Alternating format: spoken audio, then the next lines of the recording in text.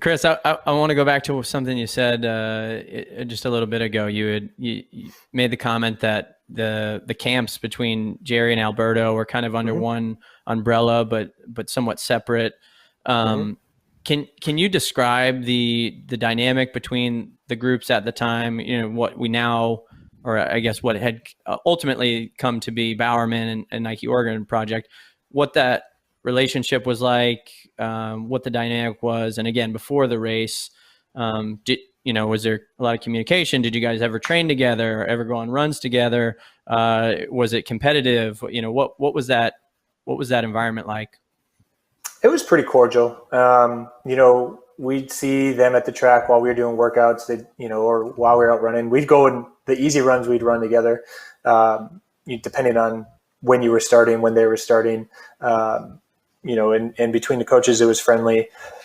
But yeah, it was like we were there with Jerry as our coach, so he had a different training plan than Alberto had for Galen and the rest of the athletes under him, and so it was, and that's the way it was set up. Like it was Jerry was our coach, Alberto was our coach, and in between though, we were good with each other, and we meet up for runs every now and then, and if you saw each other out there, you'd go for a run and you'd chit chat, and so it was definitely cordial. Like there was no animosity, no hard feelings, and I'm sure like competitors are competitors, so like I'm sure there was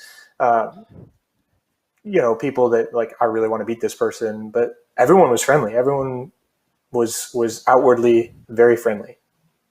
And was that same at the coaches level too? I mean, Oh, for you're sure. speaking a lot about the athletes, yeah.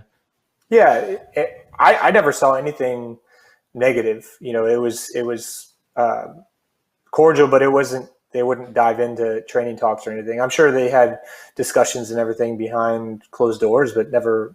When we were all together, honestly, it just was like two coaches and two groups. So if you have two different collegiate teams out on a track, like it was the same as what that would look like. And correct me if this is wrong. I remember when Jerry went over, left Wisconsin, joined Nike, and became one of the coaches, and a lot of you guys went with him.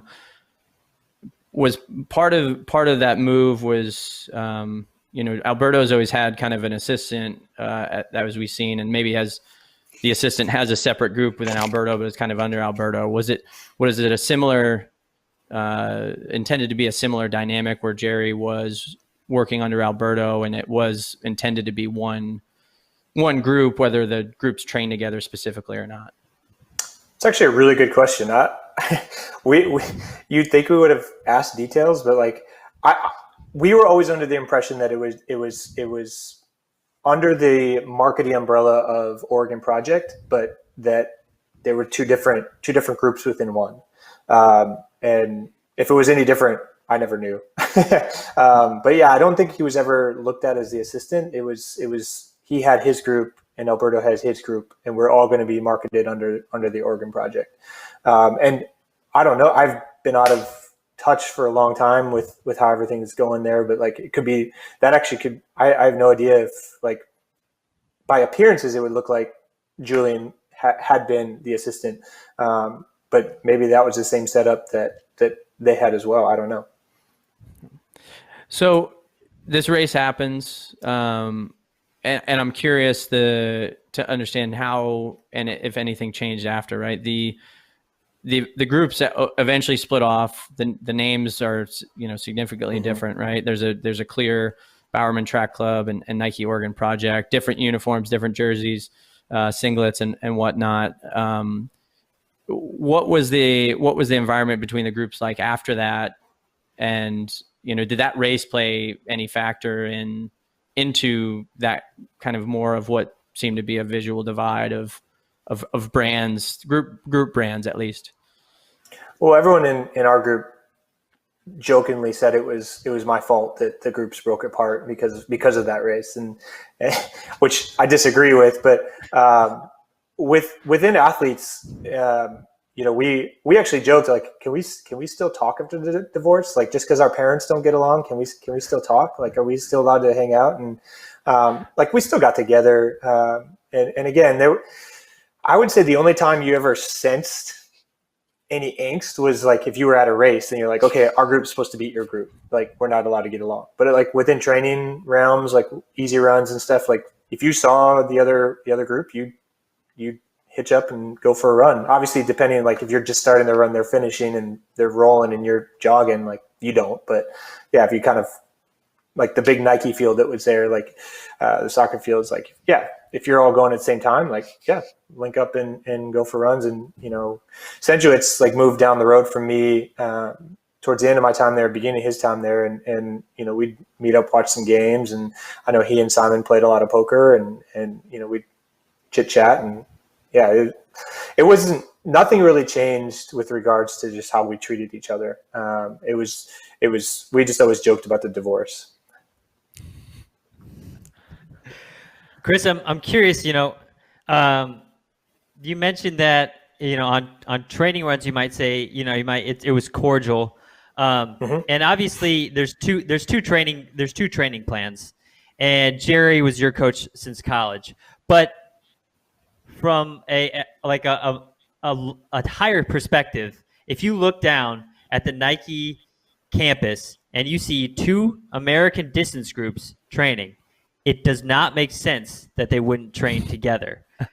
Can you imagine? I mean, has that ever crossed your mind? Like, what if I was working out with Galen? What if Teague and Dathan and Galen and I were all just smashing workouts every single day?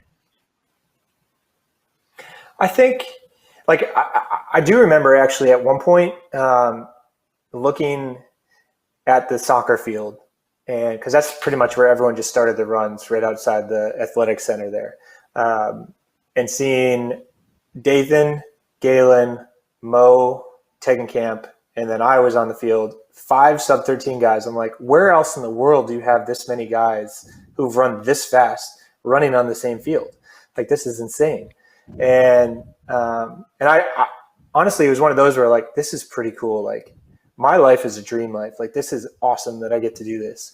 But honestly, no, like maybe we should have, but like we believed wholeheartedly in what Jerry was doing, and in our relationship and repertoire with Jerry, that we never once thought like, hey, we should combine. Like, if anything, like, it would have been us thinking like, hey, they should jump in our workouts because that's what we believe in, and we believe in what we've always done with Jerry. Because and that's why Galen has had the success he's had, because he was with Alberto from sophomore year of high school on, and the reason we had success with Jerry is because we were with him from freshman year on. And for Tegenkamp that was even longer, but I did the math, and it was 12 years that I ran for Jerry, and I was lucky enough that my high school coaches, between my cross country coach and my track coach, you combine the two, it's Jerry's philosophy. So like, I basically had the same training philosophy for about 16 years, and I think that's what the continuity and just the buy-in and trust, I think, was what we just focused on. Like, I totally see what you're saying. Like, if I was at Phil Knight and being like, wait, why are these people not working together? Yeah, that seems asinine and crazy. But yeah, we never thought like, hey, we should all train together. It was, I think, if anything, we thought how we worked together was one person sets the bar higher and then we go reach that. And then if we set the bar higher, it was almost like you look over and be like, hey, it's your turn. Let's see what you can do. And but yeah, it was us just believing in the system that we were a part of for so long.